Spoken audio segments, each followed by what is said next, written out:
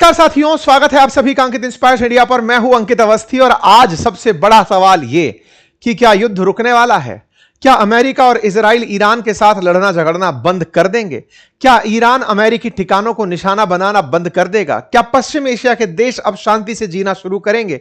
क्या straight of Hormuz खुल जाएगा? यह सवाल इसलिए क्योंकि हेडलाइंस कुछ इस तरह से तैर रही हैं कि ट्रंप इस समय सीज फायर करने के प्लान में है ईरान के साथ, और ईरान के साथ बात करते समय ईरान ने अमेरिका को 6 शर्तें रख दी हैं कि अगर आप सीज फायर वाकई में करना चाहते हो, युद्ध विराम करना चाहते हो, तो हमारी ये 6 शर्तें हैं, इनकी पालना करो, युद्ध रोक देंगे। आज के सेशन में जिक्र करेंगे इन सभी शर्तों का, जानने का प्रयास करेंगे कि यदि ऐसा नहीं हुआ तो क्या होगा, क्योंकि इस तरफ का जो युद्ध विराम है वो एक बड़ी धमकी के साथ जुड़ा है। ट्रंप ने ईरान को 48 घंटे का अल्टीमेटम दिया है और उसके बाद जैसे ईरान एक मधुमक्खी का छत्ता हो और अमेरिका ने उस पर पत्थर मार दिया हो, कुछ उस तरह से ईरान ने रिटेलिएट किया है। इस बार ट्रंप की धमकी ट्रंप को ही भारी पड़ती दिख रही है। ईरान ने इतना कुछ कर दिया इस 48 घंटे के अल्टीमेटम में। आज के सेशन में बताएंगे कि कैसे अभी 48 घंटे में से आप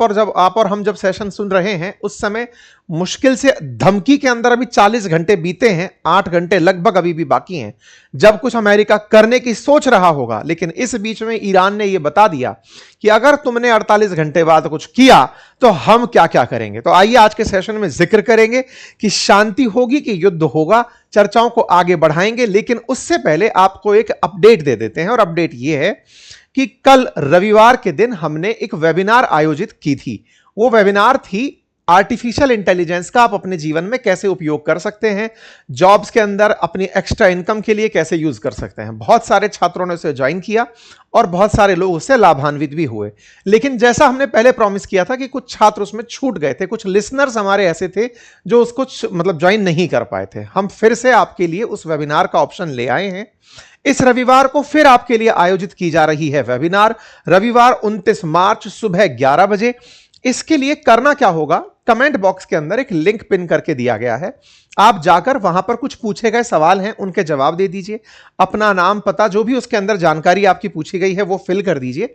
वहां से आपको फिर ज्वाइन व्हाट्सएप कम्युनिटी का ऑप्शन आएगा, आप उसे क्लिक करिएगा तो आप हमारे साथ वहां पर जुड़ जाएंगे। ठीक है, इस पूरे प्रोसेस को कंप्लीट फॉलो करके आपके कुछ सवाल होंगे, आप क्या पढ़ाई करते हैं, इवन सवाल यह भी होगा कि आप हमसे क्या सीखना चाहते हैं, उन सारी जानकारियों को आप देते जाइएगा। यह वेबिनार फ्री ऑफ कॉस्ट रखी गई है, रविवार के दिन की है। जल्दी करिएगा इसको फिल करने में, क्योंकि पिछली बार भी कुछ लोग छूट गए थे। तो यह ऑप्शन कहीं ऐसा ना हो कि कम्युनिटी फुल हो जाए और फिर आप छूट जाएं।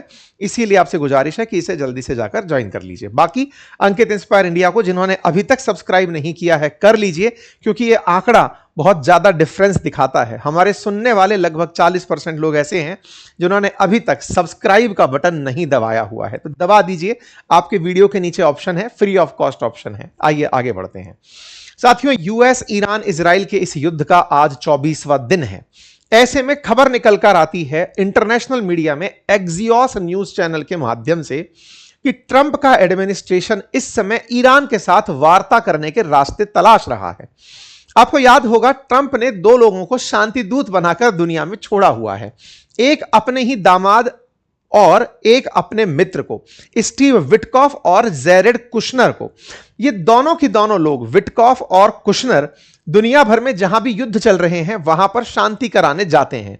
इन दोनों शांति दूतों को फिर से टास्क दिया गया है कि भाई ईरान को टेबल पर बिठाओ, बातचीत करो। मुसीबत यह है कि अमेरिका अपने युद्ध को रोकने के पीछे ईरान के साथ कुछ शर्तें डालकर चल रहा है, जिसमें वही पुरानी बातें, तुम्हें यूरेनियम एनरिचमेंट रोकना होगा, मिसाइल कार्यक्रम रोकना होगा, प्रॉक्सीज जितने भी अमेरिका ईरान ने आसपास बिठा रखे हैं, हमास, हिजबुल्ला जैसे, इनको युद्ध करने से रोकना होगा, रीजनल प्रॉक्सी ग्रुप्स को हमला करने से रोकना होगा, न्यूक्लियर पावर प्लांट्स को खत्म करना होगा और अपने मिसाइल के स्टॉक पाइल बंद करने होंगे।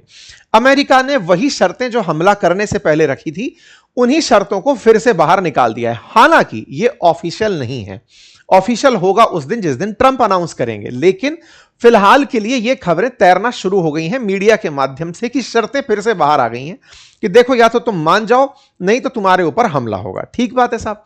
अब आपने जब इस तरह के ऑप्शन दे दिए हैं और अमेरिका इन ऑप्शंस को लेकर के तैनात है कि आओ और हमारे साथ साइन कर लो, आपके दिमाग में एक प्रश्न बनेगा, साहब ये तो युद्ध करने से पहले भी 5 ही शर्तें थी और इन्हीं शर्तों को जब ईरान ने नहीं माना था इन्होंने युद्ध कर दिया था।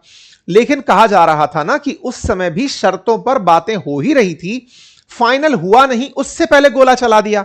अब चलते गोले में फिर से सीज फायर लेकर आ गए हैं ये। तो असल में अमेरिका खुद ही पीछे हटना चाहता है या कोई वॉर स्ट्रेटजी है ये? खैर इस पर भी हम चर्चा करेंगे। लेकिन इस बार अमेरिका के साथ संकट बड़ा है। बड़ा ये है कि अमेरिका जिन लोगों से बात करता था, जो डिसीजन लेते थे कि सीज फायर करना चाहिए या नहीं, या फिर अमेरिका ईरान के बीच संधि होगी या नहीं, असल में ईरान में इन दिनों वो लीडर ही मार दिए गए हैं। अगर आप देखें तो खमनेई जा चुके, खमनेई के बाद में लारिजानी, जो कि ईरान के सुप्रीम लीडर के बाद दूसरे सबसे बड़े नेता थे, जिनके बारे में मैंने पहले भी आपको जानकारी दी थी। तो लारिजानी के चले जाने के बाद में ईरान में डिसीजन लेने वाला कोई व्यक्ति नहीं है। आप कहेंगे जो इतने हमले हो रहे हैं वो कौन ले रहा है? तो इन्होंने पहले से ही सिस्टम बना रखा था, मोज़ेक। खमनेई लिख कर गए थे अगर हमला होगा तो ऐसे ऐसे करके रिटेलिएट करना है।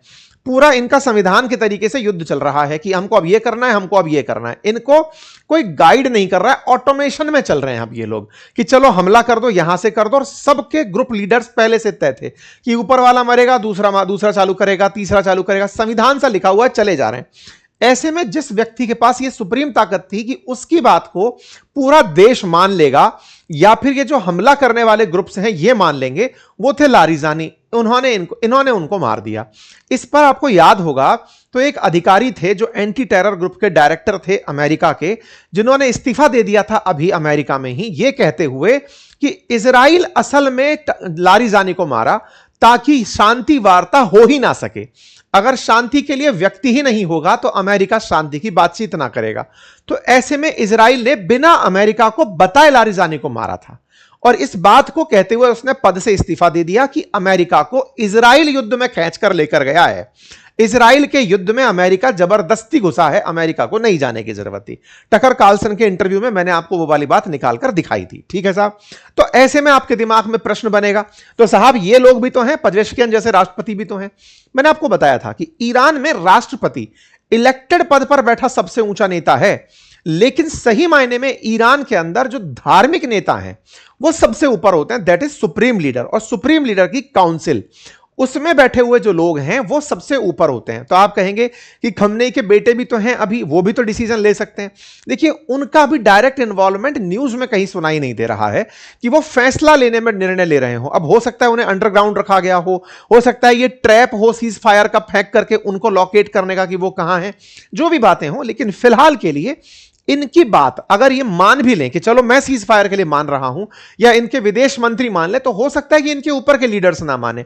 तो ऊपर के जो लीडर्स को खत्म किया इजराइल ने, उससे ईरान के साथ शांति वार्ता करने का ऑप्शन किल हो गया। अब इंटरेस्टिंग बात सुनो, हुआ ये कि इनकी वॉर स्ट्रेटजी का हिस्सा था ईरान वालों की का कि हम पर हमला होगा तो हमारे प्रॉक्सीज भी हमला करने लगेंगे। आप इंटरेस्टिंग बात देखें, अभी यमन के अंदर हूतियों ने हमला नहीं किया है कहीं भी, क्योंकि वो इनका पार्ट 2 है। मैंने आपको पिछले बार भी एक सेशन में बताया था, जब सऊदी वालों ने अपनी वेस्ट ईस्ट गैस तेल पाइपलाइन के माध्यम से रेड सी के अंदर यानबू पोर्ट के ऊपर अपना तेल भेजना शुरू किया था, तो मैंने कहा था ईरान यानबू पोर्ट पर भी हमला करेगा, और अगले दिन वहां हमला हो गया था। अब मैं आपको फिर से बता रहा हूं, अगर बाब ए मंडल करके जो स्ट्रेट है उस पर निर्भरता बढ़ने लगी, अभी स्ट्रेट ऑफ हॉर्मुज तो पूरी तरह चोक कर लिया इन्होंने, अब बाबे मंडल के ऊपर अगर निर्भरता बढ़ने लगी, बहुत सारे जहाज वहां से निकलने लगे, तब हूतियों को एक्टिवेट किया जाएगा कि अब तुम गोली मारना शुरू करो।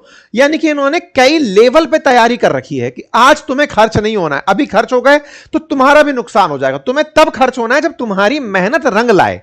तो एक तरह से उनको चुप करके रखा हुआ है। अब मैं ये बात क्यों बता रहा हूं? बता इसलिए रहा हूं क्योंकि ईरान ने हिजबुल्लाह को नोटिस दिया कि सुनो, हिजबुल्लाह जो लेबनान में बैठा हुआ है, बोले तुमको ना अपनी तरफ से हमारे बिहाफ पर शर्तें रख देनी चाहिए। हिजबुल्लाह के पास से, लेबनान के पास से शर्तें बाहर आती हैं कि ईरान युद्ध से पीछे तब हटेगा जब इन शर्तों की पालना होगी। भाई साहब, इनकी शर्तें सुनकर के आपको लगने लगेगा कि युद्ध अमेरिका कर रहा था कि ईरान अमेरिका को मार रहा था। शर्तें सुनिए, शर्तें सुनकर के आपको लगेगा कि भाई साहब शर्तें हो तो ऐसी। पहली शर्त, ईरान ने कहा है कि पहले तो हमें यह गारंटी दो कि हम पर फिर से हमला नहीं होगा, और ये जो सीज फायर है टेम्परेरी नहीं परमानेंट चाहिए। दूसरा कहा गया कि यूएस के जितने भी मिलिट्री बेस हैं वेस्ट एशिया के अंदर, चाहे यूएई हो, चाहे दुबई, ये आपका कतर हो, चाहे सऊदी हो, बोले सबकी सब बंद करोगे। दूसरा पॉइंट ये दो। तीसरा कहा, ईरान ने अपनी तरफ से कहा कि जो भी तुमने हमारे यहां नुकसान पहुंचाया है उस पूरे नुकसान की भरपाई करो। चौथा कहा है कि अभी जो युद्ध चल रहा है रीजनल लेवल पर, इसको पूरी तरह खत्म करो और इसे मतलब इस तरह से खत्म करो कि अब आगे ये रीजनल वॉर नहीं रहेगा। साथ ही साथ में एक ऐसा लीगल स्ट्रक्चर बनाओ जो स्ट्रेट ऑफ हॉर्मुज को चालू रखने में मदद करे, लेकिन ईरान उसमें सुप्रीम हो। साथ में यह भी कहा गया है कि जो मीडिया ईरान के खिलाफ दिखा रहे थे उन पर पाबंदी लगाई जाए। आप पूछेंगे कि इतनी बड़ी बड़ी जो शर्तें रख दी इन्होंने, इनमें से तो अमेरिका को कुछ करना पड़ेगा ऐसी शर्तें रख दी। इन्होंने ये तो कहा ही नहीं कि हम ये मानने को तैयार हैं। बिल्कुल, ये शर्तें जो आई हैं ये कोई ऑफिशियल पेज के थ्रू नहीं आई हैं। अभी ईरान की सरकार ने पब्लिक के सामने ये नहीं कहा है। बिल्कुल वैसे ही जैसे अमेरिका की जो शर्तें हैं वो विटकॉफ और कुशनर के माध्यम से बाहर आती हैं, मीडिया के माध्यम से बाहर आती हैं, ऐसे ही ये खबरें भी लेबनान में बैठे हिजबुल्लाह के माध्यम से बाहर आई हैं। तो ऐसा क्यों हुआ? क्योंकि लीडरशिप का तो तुमने खात्मा कर दिया तो अब कोई भी व्यक्ति डिसाइडिंग फैक्टर हो रखा है कि ये हमारी शर्तें हैं। अब ऐसे में मुसीबत अमेरिका की ये आ रही है कि वो मान भी ले, लेकिन किससे साइन करवाए कि लो मान लिया हमने बातों को, ये अपने आप में बड़ी बात बन रही है। तो सीज फायर होने में बड़ी मुसीबतें आ रही हैं। चलो साहब, एक तरफ तो हो गया सीज फायर में दिक्कत आ रही है, अमेरिका करना चाहता है। ये मैंने आपको पहले भी बता दिया था कि अमेरिका बहुत दिन तक युद्ध नहीं लड़ेगा। अभी ताजा भी हमने इस बारे में आपके सामने विश्लेषण रखा था कि अमेरिका को अब अपनी बहुत ज्यादा इंसल्ट अखर रही है। जिस रशिया पर प्रतिबंध लगाया था कि तुम्हें तेल नहीं बेचना है, उसका तेल बिकवाना शुरू कर दिया। हद तो यह हो गई कि जिस ईरान से युद्ध कर रहे हैं उस ईरान का तेल दुनिया में बिकवाना शुरू कर दिया। मतलब यह तो आयरनी है कि जिस पर आप हमला कर रहे हो, जिसके खिलाफ लड़ रहे हो, उसके बारे में कहा कि दुनिया में जो भी देश ईरान का तेल खरीदना चाहे खरीद सकते हैं, ताकि दुनिया में तेल की कीमतें स्थिर बनी रहें। यह तो इनका डिसीजन है। मतलब ये दुनिया में सबसे ज्यादा हास्य के पात्र बनने वाले राष्ट्रपति होंगे, जो मेरी नजर में जेलेंस्की के बाद कहलाएंगे। ऐसा क्यों कह रहा हूं? क्योंकि अल्टीमेटली स्ट्रेट ऑफ हॉर्मुज पर पहले से बिना विचार किए आपने इस तरह का जो फैसला लिया, तुगलकी फरमान था, बिना सोचे समझे फरमान था, ले लिया। कोई साथ नाटो कंट्री आया नहीं, पीछे हटना पड़ा। पीछे हटने के नाम पर अब खुद सीज फायर के रास्ते तलाश रहे हो और बार बार लोगों को बता रहे हो अगर तुम नहीं आओगे तो नुकसान तुम्हारा है, हमारा कोई भी नुकसान नहीं है। अब स्ट्रेट ऑफ हॉर्मुज की बात सुनो। देखो, ईरान ने जो असल में इसकी अमेरिका की नस पकड़ी, वो कहां से पकड़ी? स्ट्रेट ऑफ हॉर्मुज से जहाज निकलना रोक के, और दूसरा इन देशों के ऊपर हमला करके। ये सारे वो देश थे जो अमेरिकी पछलग्गू थे। जब भी इस पर हमला होता है वो तुरंत इधर हमला कर देता है। आज बड़ा इंटरेस्टिंग वाकया हो रहा है। क्या हो रहा है? अमेरिका ने कहा है कि स्ट्रेट ऑफ हॉर्मुज खोल दो। इस पर ईरान ने कहा कि सर, हमने यहां कोई पाबंदी नहीं लगा रखी, आराम से जहाजों को कहो कि जाएं। तो वो कहता है कि जाते ही तो नहीं है, तुम्हारा डर है। तो बोले सर, डर तो हमारे पास भी तुम्हारा है, तुम हम पर गोला चलाओगे तो हम कैसे शांत बैठे रहेंगे? हमने यहां पर कोई जहाज खड़ा नहीं कर रखा है, किसी को भी कहो निकल जाएगा। जो इंश्योरेंस देने वाले, जहाज का इंश्योरेंस देने वाली कंपनी है, वो खुद यहां से नहीं जाना चाह रही। सर, इसमें मेरी क्या गलती है? मतलब इस तरह का हालात इन लोगों ने यहां पर रख दिया। अब दूसरा वाकया क्या होता है? वाकया यह होता है कि अमेरिका स्ट्रेट ऑफ हॉर्मुज को मुक्त करने में खुद भी मतलब नाकामयाब हो रहा है। क्यों? क्योंकि डर यह है कि मैं खाली करवा दूं तो यहीं बैठा थोड़ी रहूंगा, और भी दुनिया के रास्ते हैं जो तलाशने पड़ेंगे। और ये भाई साहब इनको एनी टाइम निशाना बना लेते हैं। अच्छा, तो अमेरिका ने गुस्से में आकर के कि तुम यदि खाली नहीं किए तो 48 घंटे का तुम्हें टाइम दे रहा हूं, अदरवाइज मैं तुम्हारे सारे पावर प्लांट पर निशाना बना दूंगा। यह बात है कल 22 तारीख की सुबह 5:15 बजे की इंडियन टाइम के अनुसार। ट्रंप के सोशल मीडिया हैंडल से मैसेज आता है कि या तो स्ट्रेट ऑफ हॉर्मुज पे से व्हीकल निकलने दो, नहीं तो तुम्हारे सारे पावर प्लांट गिरा दूंगा। आप मुझे इस समय शाम को सुन रहे हैं 23 तारीख को, 48 घंटे सुबह हो जाएंगे 5 बजे। ऐसे में देखना होगा कि क्या ईरान के सारे पावर प्लांट उड़ा दिए जाएंगे। यह होगा उससे पहले ईरान इनको धमका दिया है, और धमकाया क्या है, आइए उसकी तरफ बढ़ते हैं। तो आपको यह तो समझ में आ ही गया कि अमेरिका की यह फ्रस्ट्रेशन क्यों है, क्योंकि नाटो कंट्री साथ नहीं आ रहे। यूके ने बहुत ज्यादा टोल ट्रम्प किया। अब तो हालत यह है कि अमेरिका यूके पर इतना खफा है कि कल ट्रंप ने मतलब इस बात का मजाक बनाया है। यह हमने अपने सोशल मीडिया हैंडल ट्विटर पर भी डाला था, आप चाहें तो आप देख के आ सकते हैं। वहां पर अमेरिका ने यानी खुद ट्रंप ने यूके के कीर स्टारमर का मजाक बनाया और उस मजाक को अपने वीडियो में डाला, क्योंकि ये फ्रस्ट्रियाए हुए घूम रहा है, क्योंकि इन्हें ना तो नाटो साथ दे रहा, ना सहयोगी साथ दे रहा है, कोई युद्ध में आना नहीं चाह रहा है। कह दिया कि हम साथ हैं लेकिन जहाज नहीं भेज रहे, कह रहे हैं कि शांति करवाएंगे हम। तो जो भी सहयोगी देश आए हैं वो अमेरिका के साथ अपने फाइटर जेट भेजने नहीं आए, उन्होंने कहा हम आपके साथ हैं, चलो शांति करा देते हैं। ये कह रहा भाई लड़ने चलो, बोले हम लड़ने नहीं चल रहे। इन्होंने गुस्सा कर लिया तो साहब इन्होंने 5:18 का ट्वीट देख रहे हैं, if Iran doesn't fully open without threat the Strait of Hormuz within 48 hours from this exact point in time, the United States of America will hit and obliterate their various power plant starting with the biggest one first। बोले तुम्हारा जो सबसे पहला जो power plant है उसको निशाना बनाएंगे। अब तारीखों पर नजर डालना, 22 तारीख की खबर है, सुबह 5 बजे अखबारों ने कोट करना शुरू किया है, आरटी ने इसे कोट किया, हो गया। अच्छा, अब क्या होता है, इस पर निकल कर आते हैं इनके विदेश मंत्री। वो कहते हैं सर जी हमारा स्टेट खुला हुआ है, स्टेट ऑफ हॉर्मुज बंद नहीं है, आपके ही जहाज वहां से जाना नहीं चाहते, उन्हें डर लगता है, हमारी वजह से नहीं आपकी वजह से। आपके इंश्योरेंस देने वाली जो कंपनियां हैं वो वहां से जाने नहीं देना चाहती, आपने शांति हटा रखी है। पर कोई बात नहीं, ये तो प्यार की बात है। अब दुत्कार की बात सुनो। बात यह है कि यदि आपको लगता है कि आप हमारे ऊपर हमला करेंगे, आपको लगता है कि आप हमारे एनर्जी सिस्टम को तोड़ देंगे, तो सर ये जरा मैप देख लेना एक बार। हम अमेरिका पर हमला तो कर नहीं पाएंगे, लेकिन हमारे सामने की सामने जो पड़ोसी देश बैठे हैं ना, जिनमें अमेरिका ने अपने बेसिस बना रखे हैं, इन देशों से ये कहलवाने को मजबूर कर देंगे कि अमेरिका वापस जाओ, क्योंकि तुम्हारे चक्कर में इन देशों को छलनी होना पड़ गया है। बोले हमने इनको निशाना बना लिया है, हमने सोच लिया है। अच्छा, आपको इंटरेस्टिंग बात बताता हूं, ये जो पश्चिम एशिया के देश है ना, ये सऊदी अरब हुआ, ये इराक, दुबई, ये जितने भी यूएई जितने भी देश हैं, इनके अंदर क्या डेजर्ट है, इनके पास पीने का पानी का बड़ा किल्लत है। तो ये क्या करते हैं, इस फारस की खाड़ी, पर्शियन गल्फ में जो भरा हुआ पानी है ना, इसको डिसैलिनेट करते हैं, यानी नमकीन पानी होता है तो उसका सलाइन यानी कि नमकीन निकालते हैं, नमक बाहर निकालते हैं और फिर उसे मीठा बना के पीते हैं। इनके यहां पर तेल की रिफाइनिंग से ज्यादा पानी की रिफाइनिंग मायने रखती है इन देशवासियों के लिए। तेल सस्ता पड़ रहा है क्योंकि निकालने का सिस्टम बड़ा है, पानी रिफाइन करके इनको पीना पड़ता है। आम जन के लिए पीने का पानी समुद्र से निकाल के लाना पड़ता है, अपने आप में महंगा प्रोसेस है और इनके लिए अफोर्ड करना बहुत भारी पड़ता है। तो इन्होंने कहा सुनो, तुम हमारी बिजली बंद करोगे, हम तुम्हारा पानी बंद कर देंगे। बिजली के बिना तो हम फिर भी रह लेंगे बेटा, लेकिन पानी के बिना तुम लोग नहीं रह पाओगे, और पानी का पूरा सिस्टम हिला देंगे, ये ध्यान रखना। यदि ऐसा हुआ तुमने हमारी बिजली काटी, हम तुम्हारा पानी काट देंगे। फिर साहब ईरान ने इजराइल के ऊपर क्लस्टर बम चलाया। ये जो क्लस्टर बम है ना, ये पिछले साल 2025 में भी यूज किया गया था। इस क्लस्टर बम की कहानी क्या होती है, चलाओगे एक, मतलब ये समझो कि 100 बम एक साथ बांधे पोटली में और दुश्मन के ऊपर फेंक दिए, वहां जाकर के वो 100 बम जो है ना, अलग अलग निकल के फटने निकले। तो जो आयरन डोम सिस्टम है वो 100 की 100 को टारगेट करने अगर निकलेगा तो बहुत ज्यादा तो खुद का नुकसान होगा, फिर कोई ना कोई बम बचेगा और नीचे जाकर गिर देगा। कम से कम 2.5 किलो का एक गोला है, 100 गोले ऐसे समझो, अगर जाकर कहीं गिर रहे हैं तो बहुत ज्यादा किलोमीटर, 8-10 किलोमीटर में फैलकर नुकसान पहुंचाते हैं। तो इन्होंने क्या, क्लस्टर बम का यूज करना शुरू कर दिया। क्लस्टर बम दुनिया में लगभग 120 देशों ने प्रतिबंधित कर रखे हैं कि बोले भाई ये सही नहीं रहेगा, सिविलियंस को बहुत नुकसान होता है, युद्ध सेनाओं के बीच लड़ा जाता है। पर अमेरिका और इजराइल जब ईरान के अंदर सिविलियन को टारगेट बना रही है, तो इन लोगों ने भी अपनी तरफ से इजराइल को टारगेट बनाना शुरू कर दिया। क्लस्टर बम्स जो जाकर के 100 बमों में फट रहे हैं और जाकर टारगेट हो रहे हैं। इस बात को अब इजराइल वाले हर जगह दिखाते घूम रहे हैं कि देखो साहब, ये क्लस्टर बम फेंककर हमारे लोगों को मार रहे हैं। इसके लिए बाकायदा इजराइल में प्रधानमंत्री बाहर निकलकर आते हैं और इजराइल का हुआ नुकसान बाहर दिखाते हैं कि देखो साहब कैसे कैसे नुकसान हुआ है हमारा।